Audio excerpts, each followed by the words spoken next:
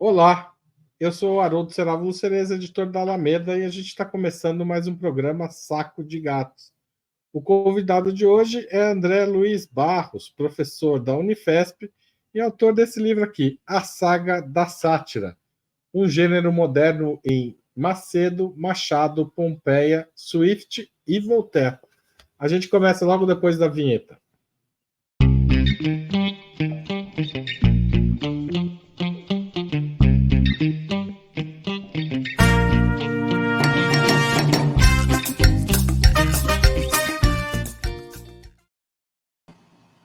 Oi, André, tudo bem? Olá, Prazer Haroldo. com você. Você está lançando esse livro e mais um outro, né? No dia 12 de novembro, em São Paulo. Qual que é o outro livro? O Combate das Trevas. O outro livro é O Combate das Trevas, que é, na verdade, um apanhado de ensaios sobre o século XVIII francês, mas que pega a questão do conto filosófico, pega a questão de um tipo de sátira do século XVIII. Então, tem um pouco a ver com esse aí, por conta do gênero sátira. Mas Nós eu vou vamos falar... falar outro dia do combate, mas hoje nós vamos falar da saga da sátira. Que sátira é essa e como é que ela chega no Brasil, André? Pois é, a sátira, na verdade, é um gênero que surge lá atrás, né? Os latinos, no Império Romano, é que se consideravam os criadores da sátira. Então, é um gênero do mundo pré-moderno, que é um mundo muito amplo, né? Olha aí, chega até Império Romano.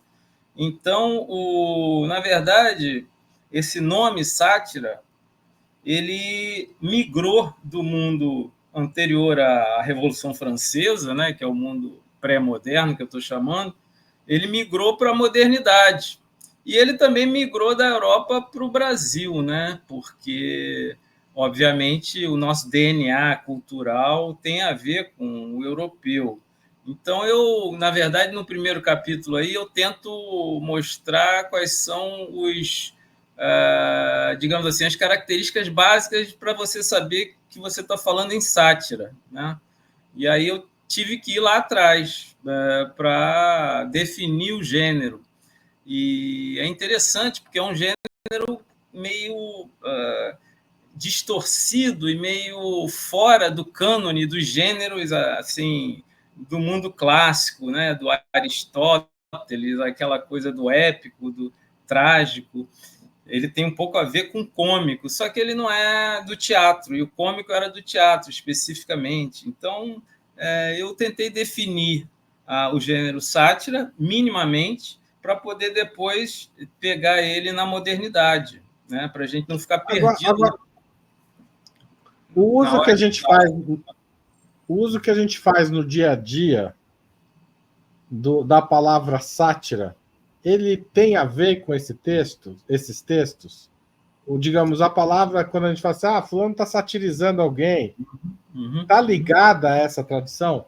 Sim, certamente. Ele não perdeu algumas das características no uso corrente, o termo, né?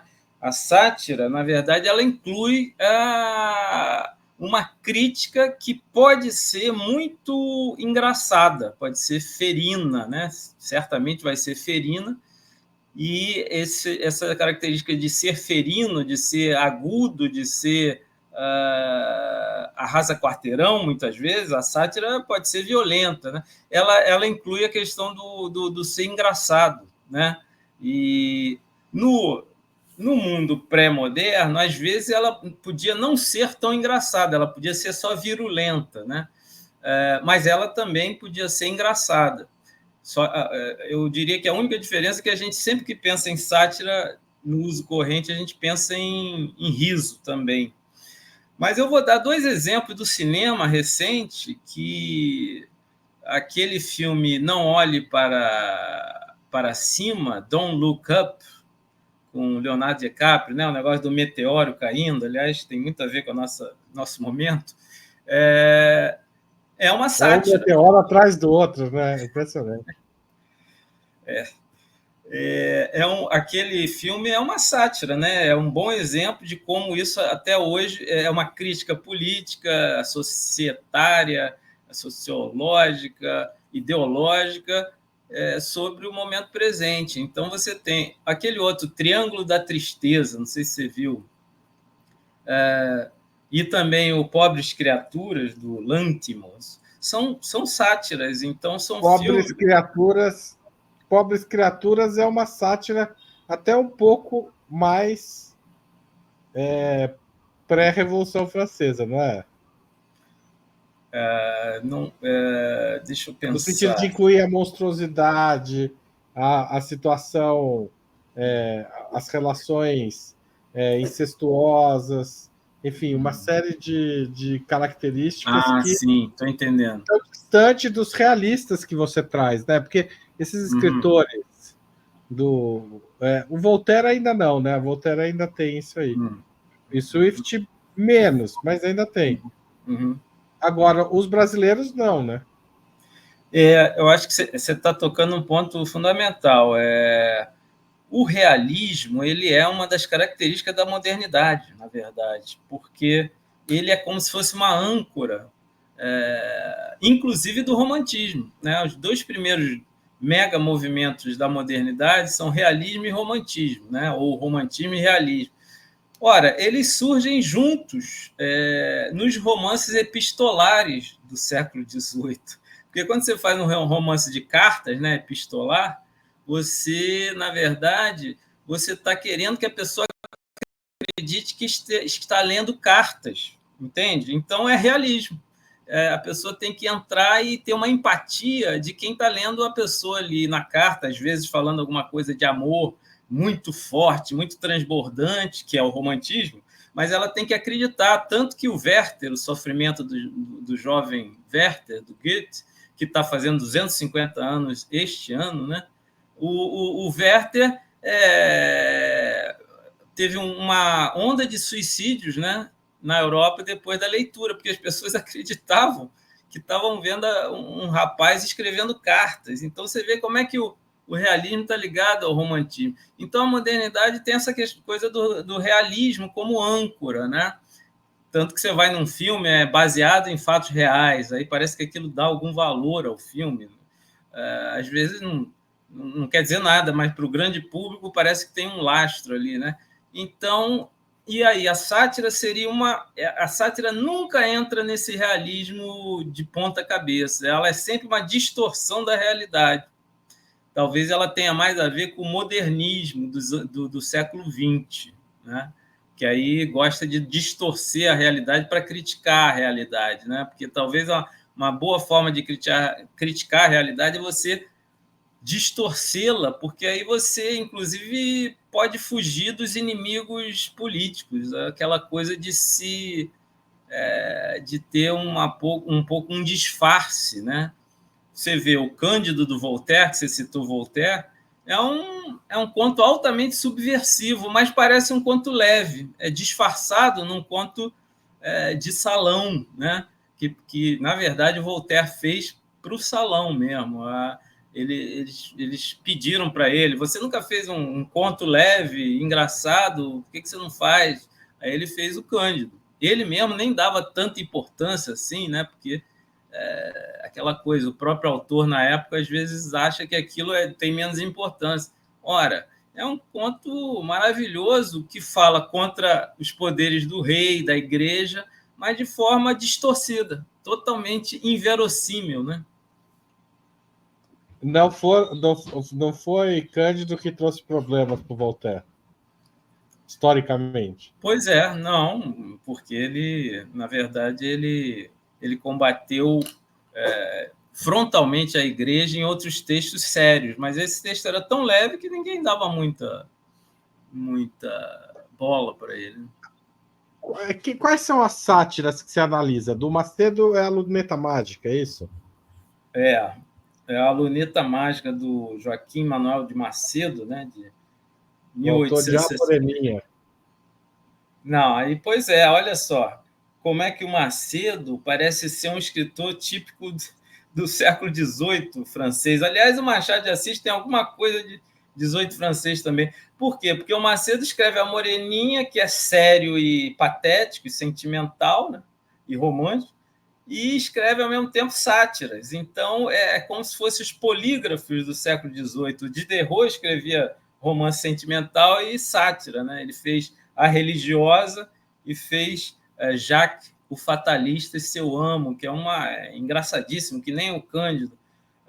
Então, o Macedo ele vai pegar... A gente tem pouco tempo, na verdade, que a Europa saiu do antigo regime, né, da França ali. Então, os brasileiros, na verdade, têm algum eco disso. O Macedo vai fazer uma fábula engraçada sobre a ética.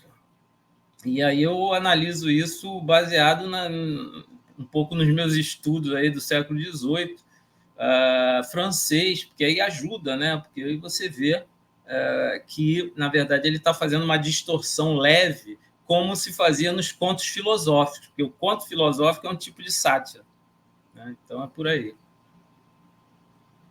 Agora, qual é a historinha? Qual que é a trama da Luneta Mágica, para as pessoas entenderem um pouco da prática, como é essa operação satírica do Macedo? Pois é, o Simplício é o personagem, é o protagonista, esse nome já é satírico, né? Assim como Cândido, e o Simplício ele encontra um armênio muito misterioso que faz um óculos, né?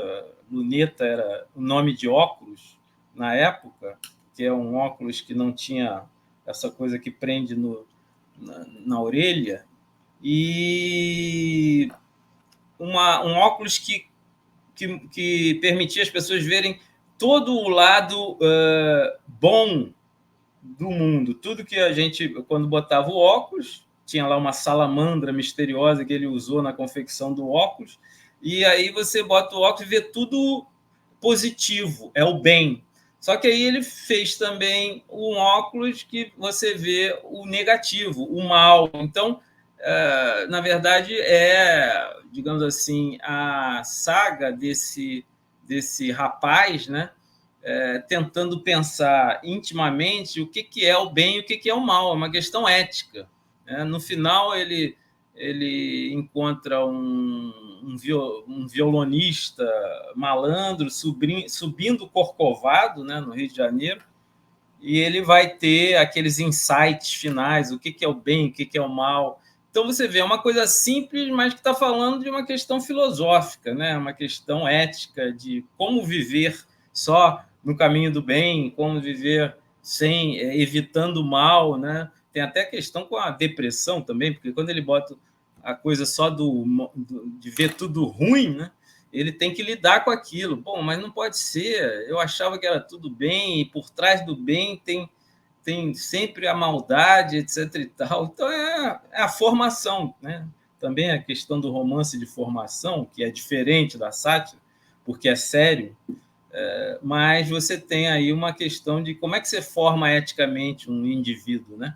Então, você vê, é interessante. O Machado de Assis, a gente sabe que era um dos leitores de Macedo, né? E de outro satirista, que é o Manuel Antônio de Almeida, que fez o Memórias de um Sargento de Milícias, que até deu um emprego para o Machado de Assis. Então, tem aí uma busca também de como é que você produz um Machado de Assis, né? A partir dessas leituras, dessas referências brasileiras aí, que são satíricas. Essas pessoas escreviam crônicas. As crônicas nos jornais brasileiros, e eu falo isso no livro, eram engraçadíssimos. O Machado escrevia crônica séria quando era muito novo, político, aí ele, de repente, passa para um tom satírico, porque ele percebe que as pessoas gostam muito mais. Ele começa a exercitar a sátira ali todo dia, no jornal. E você tem que lembrar também, e eu tenho um capítulo interessante sobre isso, que eu fiz uma pesquisa, das charges, né? A invenção da charge na França, a questão da charge já nasce como alguma coisa que é para tirar o tapete de todo mundo que está no poder, né? Quer dizer, tem uma questão muito política aí e muito popular, porque a charge, até quem não sabia ler, os analfabetos entendiam, né? Apesar de alguma terem legenda. Então, você vai ter...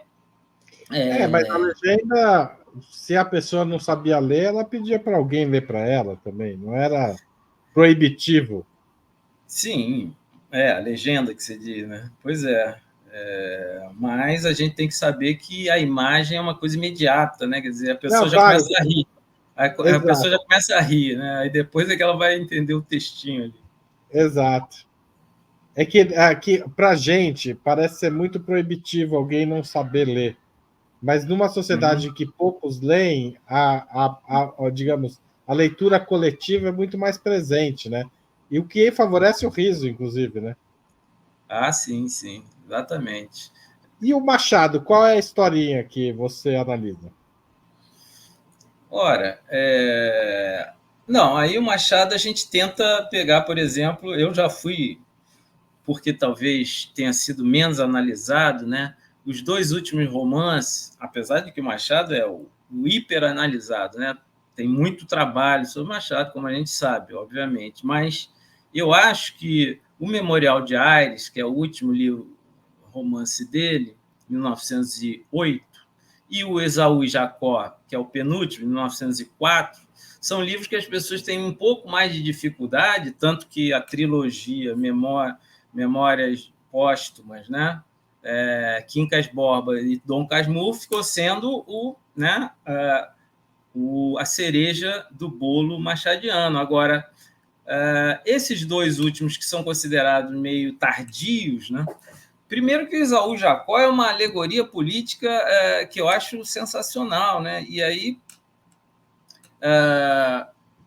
a própria ideia de alegoria, né? É um romance em que você tem dois gêmeos que se chamam Pedro e Paulo, né? Então, na verdade, a gente pode chamar ele de um romance filosófico, no sentido de conto filosófico, né? Porque ele é todo simétrico, são dois, aí um representa o império, o outro representa os ventos da república, né? Você está na virada para o republicanismo, os dois brigam, mas ao mesmo tempo eles entram em concórdia de forma muito simples. Então, o que acontece? O Tem a Machado ele está referência bíblica também, né, André? Sim, É uma tem a referência referência. bíblica, né, aos apóstolos aí, Pedro e Paulo. Claro, claro. Mas o Machado ele gosta desses níveis de alegoria. Mas a referência bíblica seria a referência séria, né?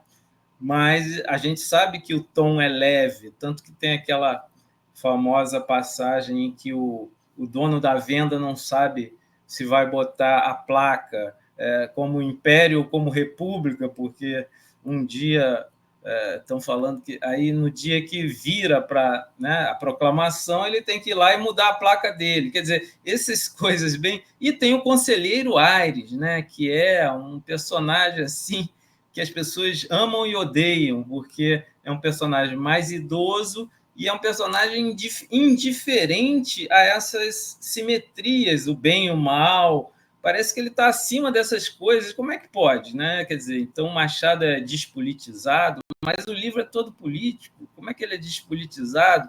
A gente tem leituras no Brasil de um Machado politizado, mas demorou. Antigamente, o Machado de Assis era, até os anos 60, assim, era considerado um escritor menos politizado.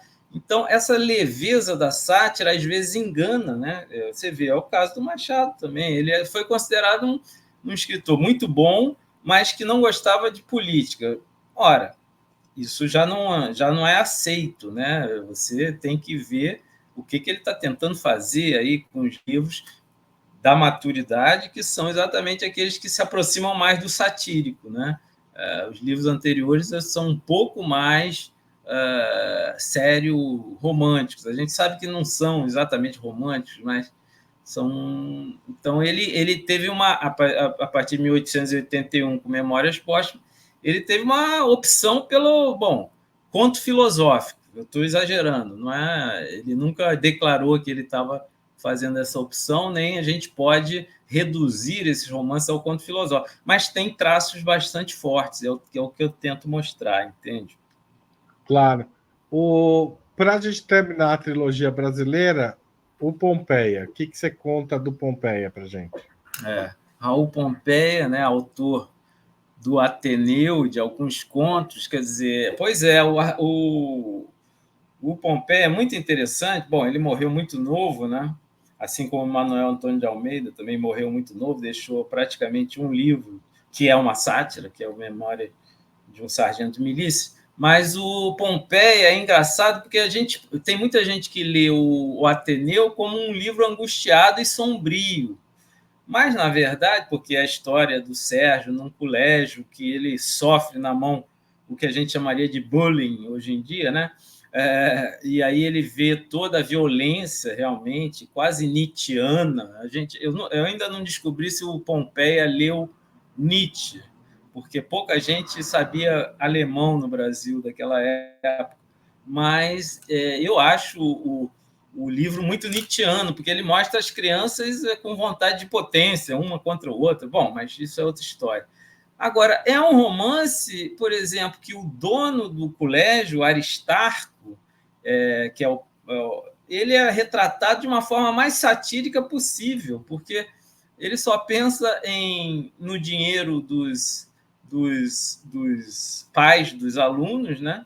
Ele só pensa na sua própria fama. Então, os discursos dele, tem uma passagem famosa, né, em que o Aristarco é retratado como se fosse... Ele está discursando e ele está se transformando numa estátua, ele está se empedrando, ele está virando um homem de bronze ao longo do discurso dele, o que é interessantíssimo, porque, olha aí, você tem uma alegoria, né, retórica, digamos assim, satírica, né? Como é que um homem se transforma num bronze durante um discurso? Ele está usando todos os artifícios para se tornar uma pessoa célebre de forma artificiosa, de forma não sincera, de forma politicamente mentirosa, porque todo mundo sabia dos podres dele, todo mundo sabia que ele só pensava em dinheiro, etc. e tal. Em vender o livro dele para o Brasil inteiro, junto aquelas coisas do governo, né, de livros didáticos, não sei o que lá. Ora, o cara só pensava nisso. E aí, quando ele discursava, ele só falava coisas sobre a humanidade, a bondade, etc. e tal. Então, o romance tem esse lado satírico o tempo todo, porque ele ataca as hipocrisias, né? E a sátira tem isso como base. A sátira é parece uma arma de atacar as hipocrisias, né? Você vê o Não Olhe para Cima, lá que eu citei o filme, né? Você ataca tudo aquilo que as pessoas estão fazendo sem pensar que estão fazendo, fake news, você vai numa televisão e nega, né, que está havendo, por exemplo, um meteoro chegando ou uma doença chegando, etc. e tal. E aí, como é que você faz a arte, né, uma narrativa, atacar isso frontalmente? Né? Aí você usa o riso, porque tem uma hora que não dá, às vezes a argumentação não dá. Né? Eu acho que a sátira tem essa potência. Ela não vai pelo racional e argumentativo, ela vai pela ridicularização das hipocrisias, né? Como se elas ruíssem na nossa frente, assim. Ela desloca o espaço do debate, né? Ela Isso. tira do prumo a conversa para ver se acha um outro prumo, né? Exatamente, porque às vezes a coisa direta vai acabar você vê, o Voltaire ia acabar em prisão. Então você tem que ter assim uma coisa de desviar e simular leveza, né? Você simula leveza, você simula que é uma conversa de salão e você vai seduzindo o outro. Eu acho que a obra de arte tem essa função também, né?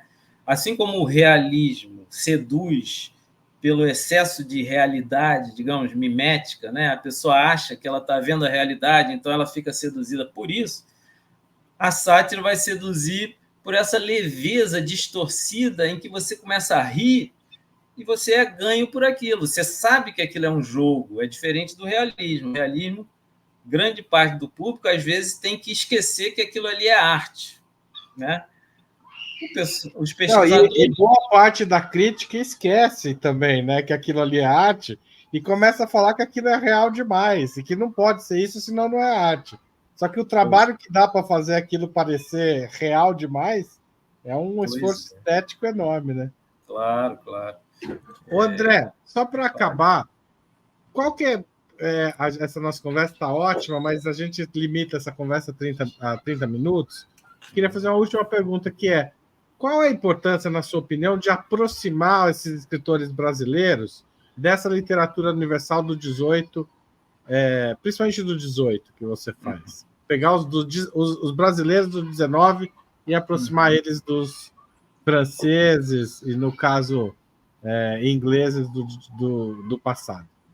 Pois é, a gente está numa época em que, obviamente, a gente está revalorizando um olhar para o nacional, né? Depois dessa, digamos assim, dessa enganação da globalização como palavra e como ideia, eu sou super, obviamente, sensível e partidário, assim, dessa nacionalização dos olhares. Outra coisa que eu tento fazer é mostrar que essa tradição brasileira virou brasileira, quer dizer, a gente não só imita, né?